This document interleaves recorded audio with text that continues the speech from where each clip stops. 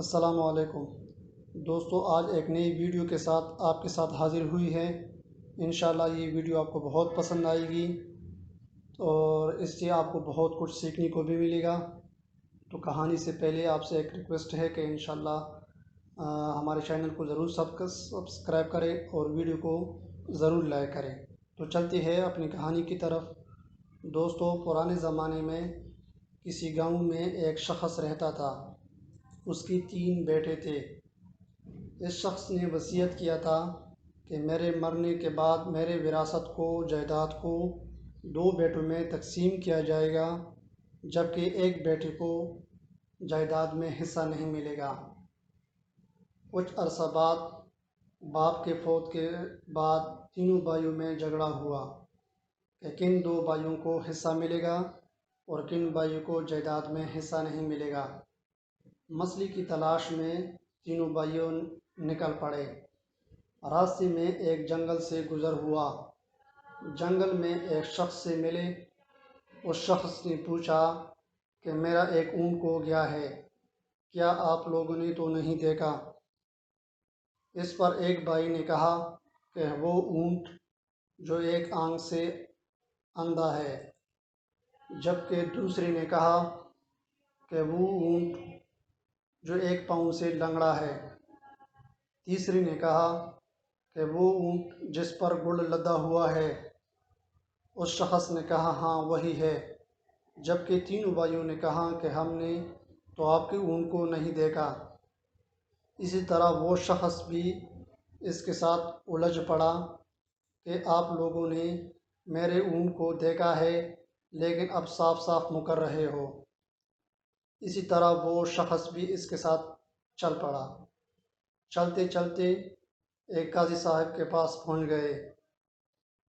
تینوں بھائیوں نے قاضی صاحب کو اپنا مسئلہ بتا دیا کہ ہمارے والد نے مرنے سے پہلے وصیت کیا تھا کہ میرے جائیداد کو 2 بیٹوں میں تقسیم کیا جائے گا، جبکہ ایک بیٹے کو جائیداد میں حصہ نہیں ملے گا۔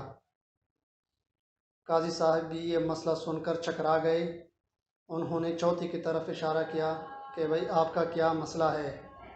انہوں نے بتایا کہ میرا ایک اونٹ کھو گیا ہے۔ ان تینوں بھائیوں نے اس کے اندر جو نشانیاں بتائی ہے وہ بالکل صحیح ہے، لیکن اب مکر رہے ہیں کہ ہم نے آپ کا اونٹ نہیں دیکھا۔ اس پر قاضی صاحب نے اس سے کہا کہ وہ کیسے؟ پہلا بھائی بولا کہ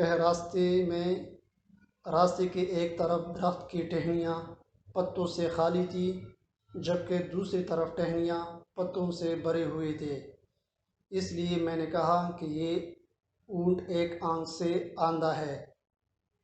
جس طرف وہ دیکھ سکتے تھے انہوں نے اس درختوں سے انہوں نے پتے کھائے ہیں، جب دوسری طرف وہ نہیں دیکھ سکتا تھا تو وہ پتے انہوں نے نہیں کھائے۔ اس لیے میں نے کہا کہ یہ اونٹ ایک آنکھ سے اندھا ہے۔ دوسرے نے کہا کہ راستے میں اونٹ کے ایک پاؤں کا نشان مکمل ہوتا تھا، جبکہ دوسرا پاؤں کا نشان نامکمل ہوتا تھا۔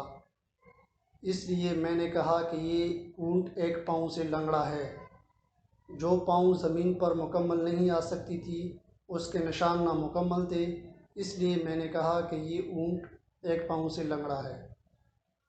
تیسرا بولا کہ راستے میں درخت کے ٹہنیوں کے پاس مکھیاں بنبنا رہی تھی، تو اس لیے میں نے کہا کہ اونٹ پر گڑ لدا ہوا ہے۔ یہ جواب سن کر قاضی صاحب نے اس شخص سے کہا کہ آپ جا کر اپنے اونٹ کو ڈھونڈ لیں، ان تینوں نے آپ کے اونٹ کو نہیں دیکھا ہے۔ قاضی صاحب نے تینوں بھائیوں سے کہا کہ آپ جا کر کمرے میں آرام کر لیں، صبح فیصلہ سناؤں گا۔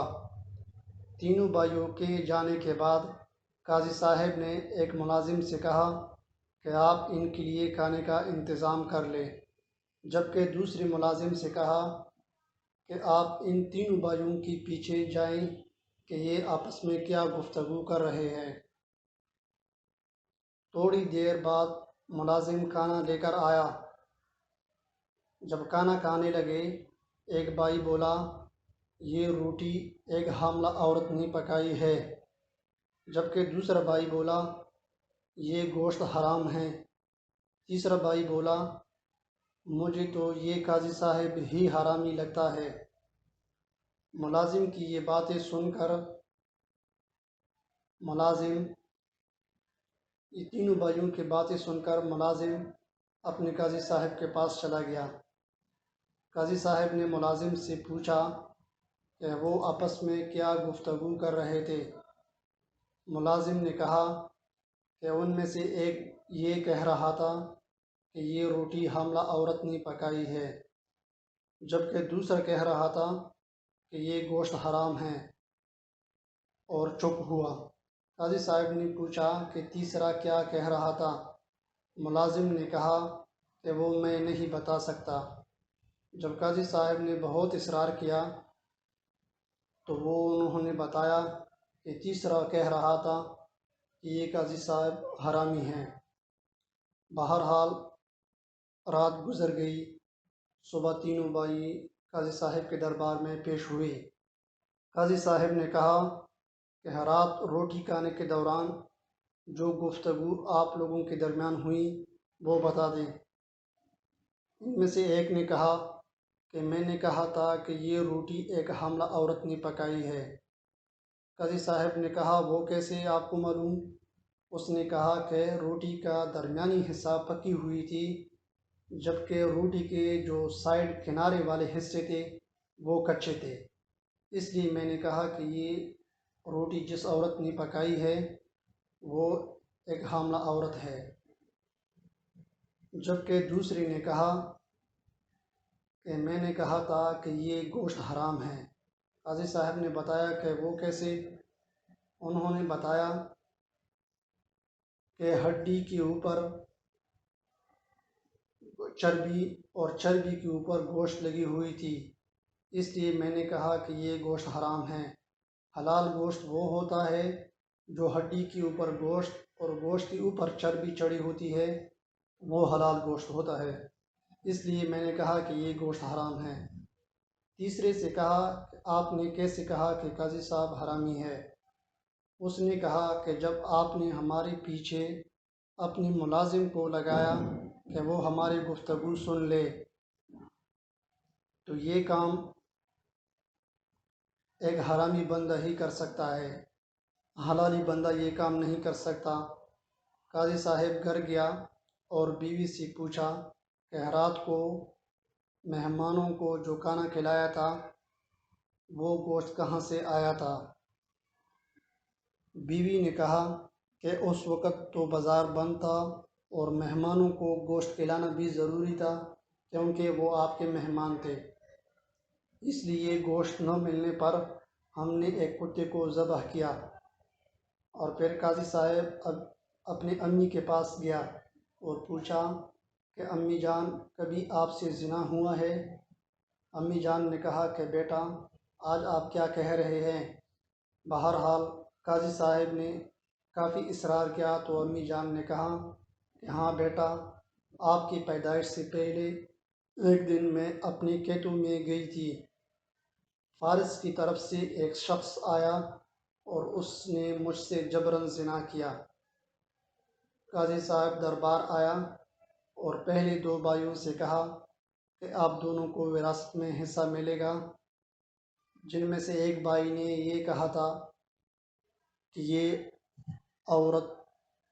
جو روٹی جس عورت نے پکائی ہے وہ حاملہ ہے، اور دوسری بھائی جس نے کہا تھا کہ یہ گوشت حرام ہے۔